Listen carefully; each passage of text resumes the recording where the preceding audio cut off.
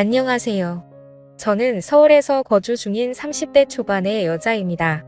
그동안 있었던 파란만장한 제 인생사를 들려드리고 싶어서 이렇게 조심스레 사연을 보내게 되었습니다. 저는 지금 형부와 같이 살고 있는데 긴 글이 될 수도 있겠지만 그저 한 여자의 속풀이라고 생각하고 가볍게 들어두셨으면 좋겠습니다. 저에게는 2살 차이가 나는 친언니가 한 명 있습니다. 언니는 매사 차분하고 현명했으며 성격도 참 시원시원했었죠. 똑 부러지는 성격에 공부도 상당히 잘했고 얼굴도 예쁜 외모라 남자들 사이에서도 인기가 상당히 많았습니다. 더군다나 성격도 착해서 어릴 적부터 저를 살뜰히 챙겨준 언니가 제 우상이자 꿈이었던 것 같아요. 나이는 겨우 2살 차이밖에 안 되지만 어릴 적부터 언니는 제게 상당히 커다란 존재였던 것 같아 말을 잘 따르곤 했습니다. 공부를 상당히 잘하던 언니는 서울의 좋은 대학에 입학하게 되었고 그로 인해 서울에서 혼자서 자취를 시작하게 되었습니다. 그때 당시 저는 혼자 나가서 자취하며 사는 언니가 그렇게 부러울 수가 없었죠. 공부도 잘하고 대학도 좋은 곳에 가는 언니를 동경하며 저도 언니를 따라가기 위해서 이를 악물고 정말 공부를 열심히 했었습니다. 그러다 보니 저도 곧잘 성적이 잘 나왔고 그 덕분에 언니와는 다른 학교지만 나름 서울에 있는 괜찮은 4년제 대학교에 입학을 하게 됐습니다. 저는 너무 행복하고 신났었죠. 그렇게 꿈에 그리던 언니와의 자취생활과 대학생활이 너무 기대가 되었습니다. 부모님은 철없는 딸년이라고 핀잔을 주셨지만 내심 서울 4년제 대학에 입학한 딸들을 보며 흐뭇해하셨던 것 같습니다. 그렇게 학기가 시작되었고 저는 언니와 같이 살게 되었습니다. 대학 생활을 시작하니 이래저래 시간이 금방 지나가더라고요. 친구들도 여러 명 사귀게 되었고 술집도 처음 가보고 미팅도 하면서 너무 즐겁게 지낸 것 같아요. 그러다 언니는 졸업을 하고 대기업은 아니지만 업계에서 알아준다는 좋은 곳에 취직을 하게 되었습니다. 그리고 얼마 뒤 지금의 형부를 만나게 되었네요. 언니보다는 2살 위였으니 저하고는 4살 차이가 나는 남자였고 언니와 소개팅으로 만났다고 들었습니다. 처음 만났을 때 환하게 웃으며 내가 연희의 동생이야? 라고 말하던 게 정말 엊그제 있었던 일처럼 생생합니다. 저는 언니와 같이 살고 있었기 때문에 형부와는 자주 만났어요.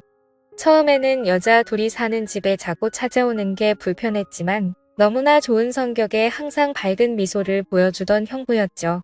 그리고 언니와 같이 어울리며 놀다 보니 언젠가부터 저도 서서히 편해지더라고요. 2사람은 항상 저를 같이 챙겨주었고 식사나 영화 그리고 술을 마실 때도 함께 했어요.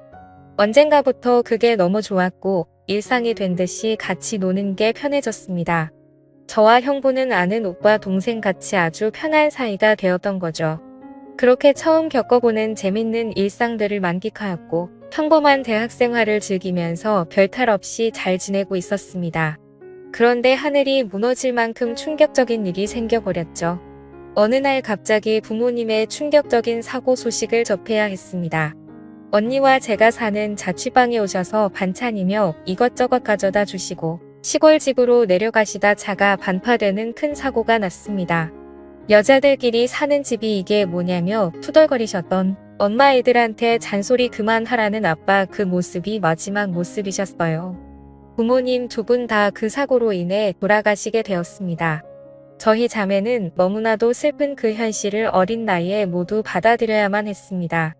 형부는 장례식장에서 언니의 남자친구라고 주변 분들에게 소개를 하고 저희 부모님의 마지막 장지까지 함께 해주었습니다. 목 놓아 울다가 너무 힘들어 지치면 형부가 달래주었고 무엇이라도 먹으라며 밖에서 죽까지 사와서 저희들을 챙겨줬었죠. 형부에게 너무 고마웠고 그때부터 많이 의지가 되었던 것 같아요. 그렇게 부모님을 보내드리고 나니 저희는 졸지에 고아가 되어버린 거나 마찬가지인 상황이 되었습니다. 그렇게 힘든 시기에 겨우겨우 버티면서 대학생활을 마치고 졸업을 하게 된 저에게도 어느 날 한 남자가 다가오게 되었습니다. 이 남자가 바로 제 전 남편입니다. 부모님이 돌아가시고 형부와 언니에게 많이 위로받고 기대면서 살았지만 그걸로 제 마음이 채워지기에는 부족했었나 봐요. 자상하게 다가와서 제 말을 잘 들어주던 그 남자와 연애를 하게 되었고 저는 자연스럽게 그 남자에게 제 삶을 기대고 많이 의지하게 되었었죠. 그러다 보니 집에 들어가지 않고 외박을 하는 횟수도 점점 늘게 되었고, 안 그러던 제가 갑자기 그런 모습을 보이게 되자 언니와 형부에게 혼도 많이 났었습니다. 그러던 중 저는 그만 사고를 치고 말았습니다. 어리다면 어린 그 나이에 혼자 임신을 하게 되었던 거죠. 지금 생각해보면 정말 미친 짓이라 생각하고 있고 그 시간을 되돌리고 싶은 심정입니다. 물론 지금 제 인생 누구보다 소중한 제 딸아이가 없길 바란다는 뜻이 아니고 전 남편만 되돌리고 싶습니다. 하지만 그때 당시에는 그 남자를 많이 의지했고 사랑했었기에 미래가 행복할 거라 꿈꾸고 아이를 낳자고 마음먹었습니다. 그렇게 저희는 예정에 없었던 결혼을 급하게 하기로 한 거였죠. 그래서 저는 언니와 형부에게 이 사실을 알렸고 정신이 있는 거냐며 많이 혼났었던 것 같습니다. 잘 살 테니 걱정하지 말라고 얘기를 계속 해줬지만 그게 말처럼 쉽게 될 리 없다는 걸 잘 알고 있는 두 사람은 저를 많이 설득하려고 했죠. 하지만 뱃속에 제 아이가 있었기에 되돌릴 수 없다는 걸 모두가 알았고 결국 제 의견을 따라서 결혼을 진행하게 되었습니다. 그러나 상견례부터 참 쉽지 않더군요. 그날부터도 많은 일이 있었습니다. 언니와 형부가 상견례 자리에 나와주었고 어른은 없냐며 대놓고 무시하던 신혜. 그리고 그런 경험을 처음 하면서 괜찮은 척하며 땀을 뻘뻘 흘리면서 시댁의 비밀을 맞춰주던 형부. 매사에 정확하고 똑부러지던 제 언니도 저를 위해 성격 죽이고 이리저리 무사히 상견례를 끝마쳤네요. 남사친구와 저는 어린 나이에 목돈이 없었기에 시댁에서 마련해주신 15평 남짓되는 빌라에서 아이를 출산하고 신혼생활을 시작하게 되었습니다. 그런데 제가 꿈꾸던 결혼 생활과는 정반대였습니다. 연애하던 시절에는 항상 저를 착하게 대해주던 남편은 결혼을 하고 난 뒤 마치 다른 사람처럼 180도로 바뀌었습니다. 잦은 음주와 외마 그리고 저에게 욕설까지도 서슴지 않았습니다. 처음에는 단순히 벌어지는 실수라 생각되어 넘어갔지만 그게 점점 도를 넘어서더니 어느 순간부터는 제게 목술짓까지 하더군요. 부모가 없어 내가 개념이 없다며 욕을 하고 언니와 형부까지 싸잡아서 욕을 했습니다. 어리다면 어린 나이에 그 얘기를 듣고 있자니 서름에 복박쳐서 아이를 안고 많이 울었던 것 같아요. 하지만 저는 언니와 형부에게 제 상황을 이야기하지 못했습니다. 잘 살겠다고 큰소리 뻥뻥치고 강행했던 이 결혼. 지금 제가 이런 대접을 받고 힘들게 산다는 사실을 안다며 언니와 형부가 너무 슬퍼할 걸 잘 알았거든요. 그렇게 저는 힘든 하루하루를 살아가던 중 언니와 형부는 결혼을 하게 됐습니다. 저는 그 당시 많이 힘들고 지친 마음이었지만 누구보다 그 둘의 결혼을 축복했기에 밝게 웃으며 축하해 주었습니다. 그리고 저의 불행한 일상이 2년쯤 지났을 때였습니다. 남편의 폭언과 만행은 점점 더 심해졌고 어느 날부터는 술집 다니는 여자와 외도를 하는 사실까지 알게 되었습니다. 많이 믿고 결혼한 사람이었기에 그런 현실들이 너무 많이 힘들었어요. 그래서 저는 이제는 이 사람과 어떻게든 정리를 해야겠다고 생각하고 있었을 때였습니다. 하지만 현실적으로 이혼하고 나가면 어떻게 살까라는 생각이 들었고 아직 이렇게 조그마한 딸아이와 내가 잘 살 수 있을까 걱정이 들었습니다.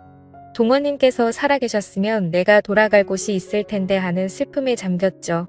그러다 힘들어 지쳐 딸아이를 데리고 언니를 보러 집으로 찾아갔습니다. 저는 아무런 일 없다는 듯 언니와 식사를 했고 평소대로 일상적인 대화를 나누었습니다.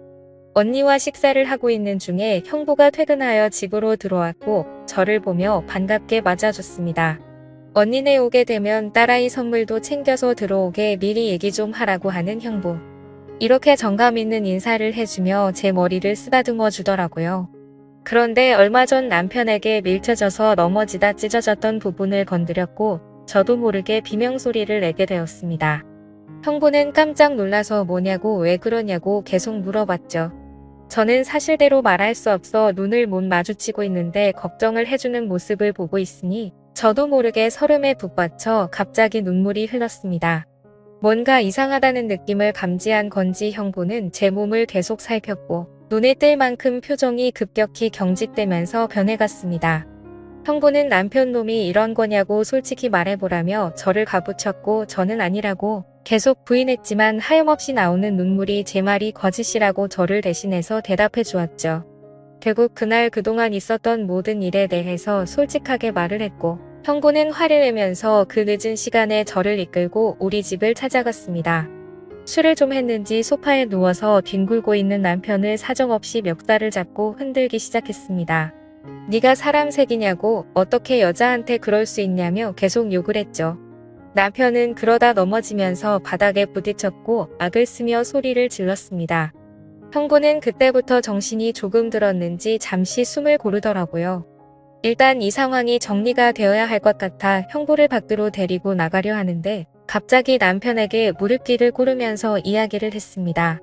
우리 처자 어디 가서 이런 대접받을 아이 아니라고 제발 잘 존대해주면 안 되겠냐고. 내가 실수해서 다쳤으니 속 풀릴 때까지 자신을 때리라고 하더군요. 제발 부탁을 한다면서 말이죠. 남편은 그런 형부와 울고 있는 나에게 지금까지 해왔던 것, 그 이상의 온갖 욕설을 뱉으며 경찰에 신고를 했습니다. 경찰이 와서 일단 상황은 종료되었지만 절대 합의는 하지 않겠다는 남편 때문에 형부는 결국 재판까지 받게 되었습니다. 자세한 내용은 형부가 절대 말해주지 않아 그 후 어떤 처벌이 이루어졌는지는 지금도 잘 모르겠습니다. 그런 상황을 겪은 뒤도 저는 확실히 남편과 정리를 할 수 있었고 이도 저도 갈 곳이 없던 저와 딸아이에게 언니와 형부는 손을 내밀어 주었습니다. 그렇게 염치는 없었지만 어쩔 수 없는 상황이었던 저는 결국 언니와 형부와 같이 살게 되었고 차근차근 그동안의 일들을 정리하고 이혼 준비를 하게 됐습니다. 이혼 과정이 생각보다 참 복잡한 게 많더라고요. 저 때문에 속이 많이 상했던 형부는 저에게 걱정 말라며 많이 도와주었습니다. 너무 힘들었던 제게는 그때 형부와 언니에게 너무 고마웠어요. 그리고는 예전 처음 형부를 만났을 때처럼 저와 언니 그리고 형부 거기에 제 딸아이까지 나름 행복한 생활로 돌아올 수 있었습니다. 딸아이는 아주 어려서 그간의 일들을 전혀 인지하지 못합니다. 마냥 이 상황이 당연한 일상인 듯 해맑게 커가고 있었습니다. 어쩌면 다행이었죠. 이때쯤 아이가 3살이 되어 어린이집에 보낼 수 있었고 저도 작지만 경제활동을 할 수 있게 되었습니다. 전공을 살려 작은 디자인 업체 취직을 하게 되었어요. 이 회사가 프리랜서처럼 집에서도 일을 할 수 있었기에 아이를 키우는 저에게는 딱 알맞은 직장이었거든요. 급여는 그리 많지 않았지만 빨리 목돈을 모아서 이 집에서 독립하기 위해 악을 썼던 것 같습니다. 회사 몰래 아르바이트 짬짬이 해가면서 아이도 챙기고 일도 병행하는 그런 정신없이 바쁜 나날들을 보냈습니다. 그러다 어느 날 일어나지 말아야 할 충격적인 사건이 벌어졌습니다. 왜 저에게는 이런 시련들이 몇 번씩이나 이어졌는지 하늘이 원망스럽습니다. 어느 날 회사에서 디자인 회의를 하고 집으로 돌아왔는데 회사에 있어야 할 형부가 잔뜩 어지럽혀진 집안 식탁에 앉아 울고 있었어요. 식탁 위에는 마시던 소주들이 널브러져 있었고요. 너무 놀라서 이게 무슨 일이냐 물었지만 형부는 아무 말이 없더라고요. 그러다 식탁 위에 올려진 이혼 서류를 발견했고 그 서류에는 언니 이름이 적혀 있었습니다. 무슨 일이냐 물었습니다. 한참이 지난 뒤에 형부가 하는 말이 언니와 이혼하게 되었답니다. 언니는 집을 나갔다고 하더라고요. 갑자기 도대체 무슨 말인지 도저히 이해가 안 되었어요. 아무 문제 없이 행복하게 잘 지내고 있는 줄만 알았는데 갑자기 이혼이라니요. 계속 형부에게 물었지만 형부는 그냥 이혼할 거니 그렇게 알라고만 얘기했고 다른 이야기는 해주지 않았습니다. 일단 아이를 챙겨야 했기 때문에. 대화는 그렇게 끝났고 바로 언니에게 전화했습니다. 언니는 아무 말도 하지 않았고 저는 무슨 일인지 일단 만나서 이야기하자고 언니를 다독였습니다. 언니와 만났고 이야기를 들었습니다. 언니는 정말 미안하고 몹쓸 짓인 걸 알지만 사랑하는 사람이 생겼다고 말하더군요. 이게 도대체 무슨 말인지 말도 안 나왔습니다. 제가 그렇게 좋아했던 똑순이 언니가 형부가 아닌 사랑하는 사람이 생겼답니다. 너무 화가 났어요. 뭐라고 욕도 나오기 전에 언니의 뺨부터 때렸습니다. 도대체 이게 무슨 짓거리냐고. 형부가 우리한테 얼마나 잘해줬는데 그게 무슨 말이냐고. 내가 잘못 들은 거 맞다고 말하라고 소리를 질러댔습니다. 그런 언니는 그저 미안하답니다. 저를 끝까지 챙겨주지 못하고 무책임하게 떠나게 되어서 미안하다고 하더라고요.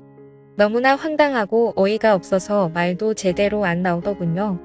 그렇게 저희들을 위해 잘해준 우리 형부가 너무 불쌍해서 저는 정신을 차리고 언니에게 이야기했습니다.